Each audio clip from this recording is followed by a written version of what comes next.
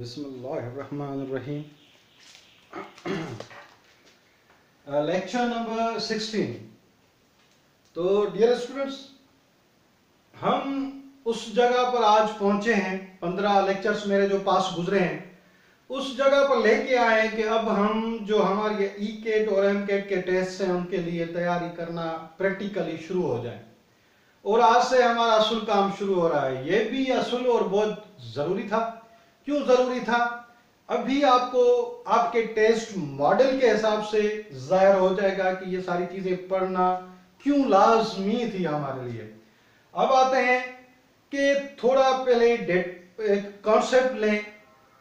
ये लेक्चर बिल्कुल अहम है और इस लेक्चर को आप बार बार सुनिएगा क्योंकि ये गाइडलाइन है आपके एमकेट और ईकेट टेस्ट के लिए और इसी पे हम काम करेंगे। आगे जो भी हमारा काम होगा, जितने भी हमारे लेक्चर्स होंगे वो इन्हीं मसलों पर होंगे। अब देखिए यहाँ पर जो आपके स्टूडेंट्स हैं, हमारे एमकेट के स्टूडेंट्स हैं और ईकेट के स्टूडेंट्स हैं। सवालात की नेचर कैसे होती है आपके टेस्ट में? ऐसे होती है कि आपके एमकेट वालों के लिए सिनोनिम्स भी होते हैं, एंटोनिम्स भी होते हैं, प्रीपोजिशंस का भी मसला हो रहा आता है तकरीबन, रिमूव टू का भी मसला आता है, सवाल आते हैं इनके। और इसके अलावा कॉम्प्रिहेंशन आती है जो पढ़ने की चीज नहीं है मगर समझने की है चीज, कॉम्प्रिहेंशन। और इसके अलावा आपके जो सवाल आते हैं सिनोनिम्स एंटोनिम्स के आगे प्रीपोजिशन, करेक्शन ऑफ सेंटेंसेस के आते हैं।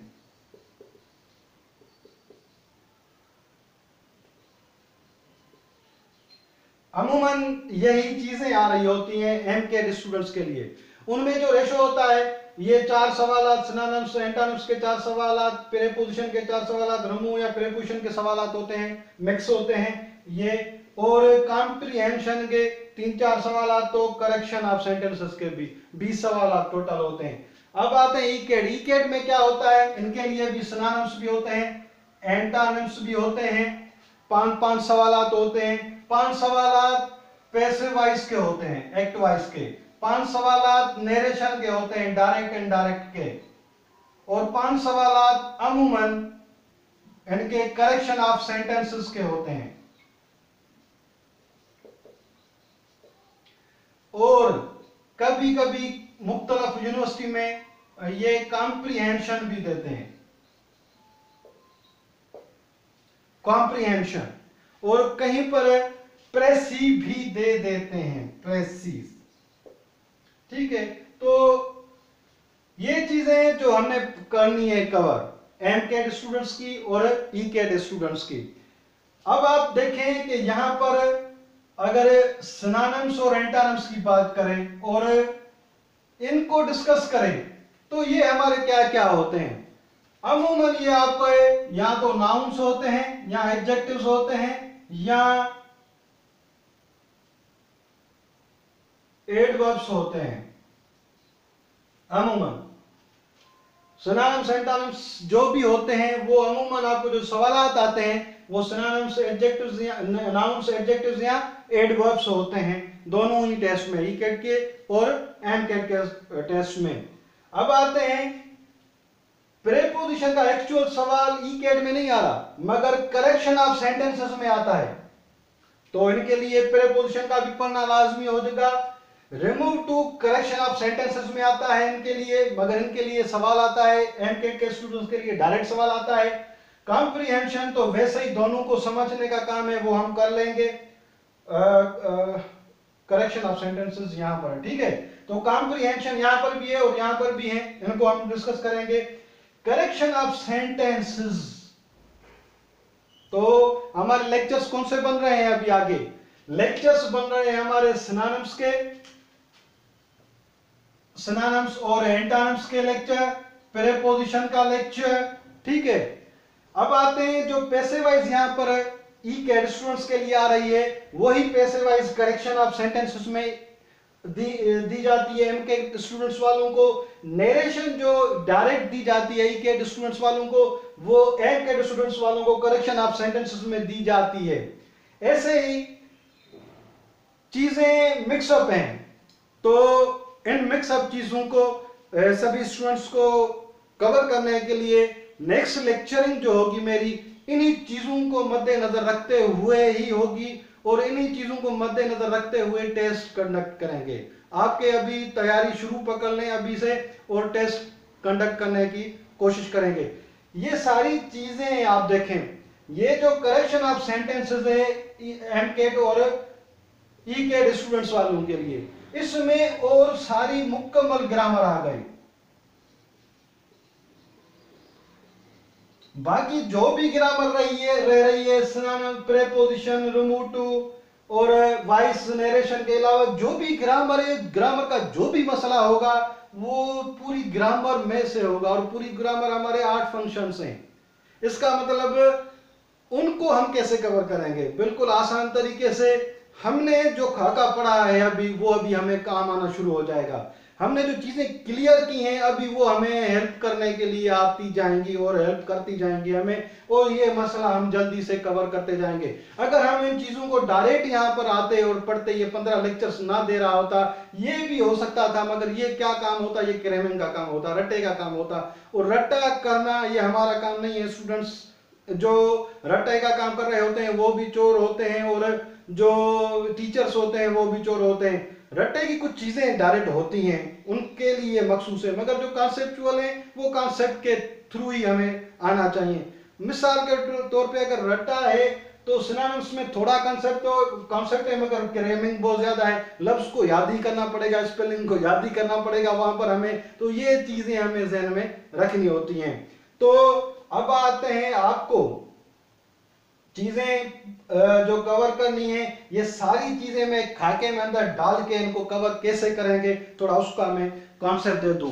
ये लेक्चर हमारा खास पढ़ाई पे नहीं है, मगर गाइडलाइन पे है, और गाइडलाइन आपकी 50% प्रिपरेशन होती है। अगर आपका कॉन्सेप्ट क्लियर हो रहा होता है कि आप कहां पर कैसे और क्या करने जा रहे हैं, तो ये 50% आपकी प्रिपरेशन। इसका मतलब 50% आप पहले से ही तैयार हो, बाकी 50% काम करना होता है, याद करने का और सीखने का।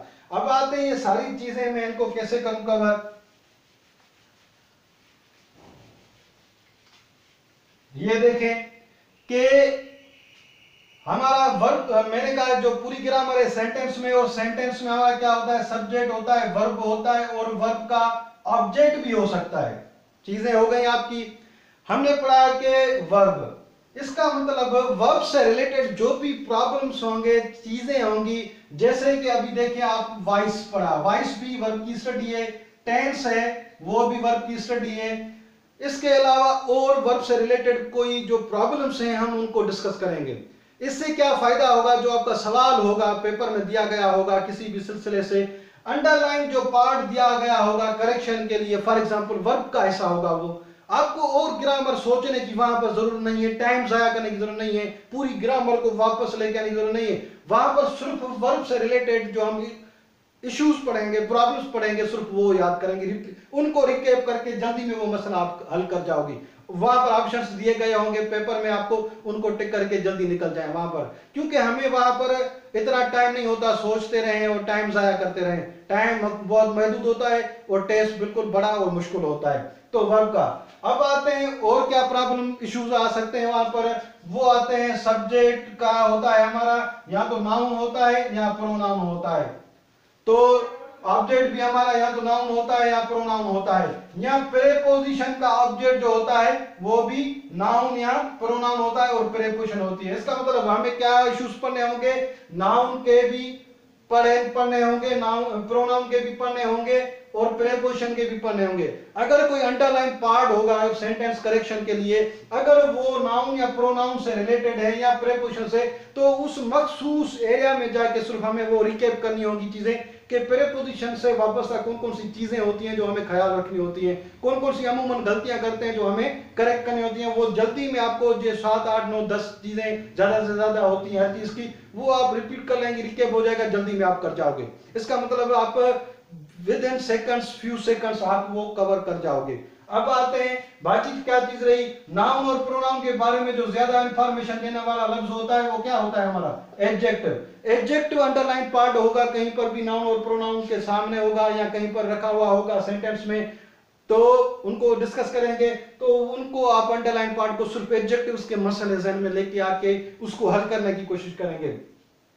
बाकी कौन सी चीजें रही आपकी रही एडवर्ब। एडवर्ब किसको क्वालिफाई कर रहा होता है, वर्ब को क्वालिफाई कर रहा होता है, एडजेक्टिव के बारे में भी ज्यादा इंफॉर्मेशन दे रहा होता है, और ऑलरेडी कोई एडवर्ब बन चुका है उसके बारे में भी ज्यादा इंफॉर्मेशन दे रहा होता है। तो एडवर्ब जहां पर मिलेगा अगर वो अंडरलाइन पार्ट होगा तो सिर्फ एडवर्ब से रिलेटेड आपको जो प्रॉब्लम है चीजें हैं उनको रिकैप करने की जरूरत होगी, उनको वापस करने रिकॉल करने की जरूरत होगी और आप कर जाओगे। एडवर्ब के बाद आपके बचे कंजंक्शंस।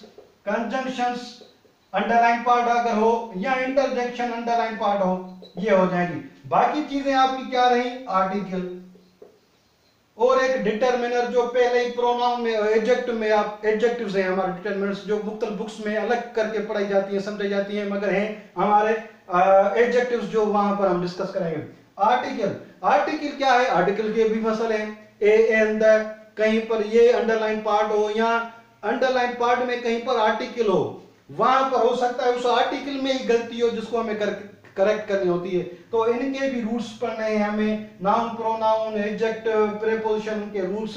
उसी सेंटेंस में पहले काम क्या होगा, उस अंडरलाइन पार्ट को समझना होगा आपको कि अंडरलाइन पार्ट है क्या बिजाते खुद सेंटेंस में, फिर उसके बाद उसके इश्यूज सोचना, उसको रिकॉल करना होगा, पूरी की पूरी ग्रामर को वापस लेके रिकॉल करके सोचना, सेंटेंस को समझने की जरूरत नहीं होती।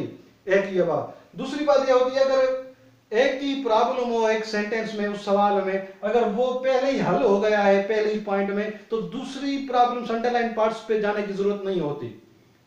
ये हो इत्तेफाक हो के 3-4 अंडरलाइन पार्ट्स हो और आखिरी जो हो वो सही या गलत हो, तो ये थोड़ा टाइम लगेगा आपको। मगर अगर ये चीजें हम प्रैक्टिस करेंगे कुछ दिन और प्रैक्टिस रहेगी भी हमारी, इंशाल्लाह ताला ये चीज आप विद इन सेकंड्स कर जाओगे। तो ये पूरा खाका मैंने अभी दे दिया है आपके पेपर में जो चीजें हैं उनके लिए अभी डिस्कस करना शुरू करते हैं। उससे पहले सबसे पहले एम पॉइंट जो आ रही है वो आ रही है आपकी ये जो दोनों ईकेड और एमकेड स्टूडेंट्स के लिए बिल्कुल लाजमी है, वो है सिनोनिम्स और एंटोनिम्स। सिनोनिम्स एंटोनिम्स 4-4 मेडिकल 8 हो गए मेडिकल स्टूडेंट्स के लिए और 5-5 ईकेड के स्टूडेंट्स के लिए। बहुत बड़े मार्क्स हैं ये आपके लिए, ये 1-1 मार्क और 0.5 मार्क जो मिल रही है आपकी, ये बिल्कुल काम की है, क्योंकि अगर कोई स्टूडेंट रह जाता है सिलेक्शन से तो वो 0.5 मार्क्स से भी रह जाता है, 1 मार्क से भी रह जाता है। तो 1-1 मार्क आपकी बिल्कुल क्या है, बिल्कुल कीमती है, उस 1-1 मार्क को हमें जाया नहीं करना। अब आते हैं कि ये क्या समझने की जरूरत है, नहीं मैंने बताया ये आपको यहाँ तो नाउन होते हैं, यहाँ एडजेक्टिव्स होते हैं, यहाँ एडवर्ब्स होते हैं। अभी ये पढ़ने का काम है, टोटल समझने का काम है, बस सिर्फ वहां पर ये कॉन्सेप्ट रखें। अगर नाउन हो तो नाउन उसका सिनोनिम्स हो, अगर एंटोनिम्स एडवर्ब हो तो उसका एंटोनिम भी एडवर्ब भी लिखें हम वहां पर। ये यहाँ पर ट्रिक होती है और ये याद करने की बात होती है। इसके लिए हमने सोचा है कि एक बुक है हमारे एक दोस्त ने लिखी हुई है सिनोनिम्स और एंटोनिम्स के लिए, उसकी मैं कोशिश कर रहा हूं कि उसको हासिल करके उसकी मैं स्कैनिंग करके आप सब स्टूडेंट्स को फॉरवर्ड कर दूंगा, फिर उसी में से हम टेस्ट लेना शुरू कर देंगे। वो हमारी क्या है, वो हमारी फर्स्ट ईयर और इंटर की बुक्स हैं, उसी में से जो अल्फाज आ रहे होते हैं, क्योंकि हमारा जो टेस्ट होगा वो फर्स्ट ईयर और इंटर की बुक में से आता है, इसलिए वो वहां से लिए हुए हैं और बड़ी कावश की है उस दोस्त ने। और अगर मुझसे ज्यादा किसी दोस्त ने अच्छी कावश की है तो उसी को हम उसी से फायदा ले तो अच्छा है। अगर मैं नहीं कर सका, ऐसी लिस्ट नहीं बना सका, तो उन दोस्तों से सीखें। अच्छी चीज कहीं से भी किसी से भी सीखने में कोई भी शर्म नहीं करनी चाहिए हमें, और यही चीजें कंटिन्यूस पूरी जिंदगी रहेगी। बहुत सारी जिंदगी है और जिंदगी खत्म हो जाएगी, चीजें खत्म नहीं होंगी, सीखने का इल्म जो है वो खत्म नहीं होगा, बल्कि जितना बढ़ते जाएंगे उतना महसूस करेंगे हमें इल्म बहुत कम आ रहा है। तो ये चीजें वहां से बुक से हासिल कर लेंगे। अब नेक्स्ट लेक्चर जो होगा वो होगा प्रीपोजिशन, क्योंकि प्रीपोजिशन एमकेड स्टूडेंट्स के लिए इसलिए जरूरी है कि वहां पर डायरेक्ट सवाल आते हैं डायरेक्ट सवाल आते हैं, और ई के स्टूडेंट के इसलिए कि वहां पर करेक्शन ऑफ सेंटेंसेस का मसला हो सकता है, उसमें दिए जा सकते हैं। तो वहां पर दोनों के लिए कॉन्सेप्ट होगा।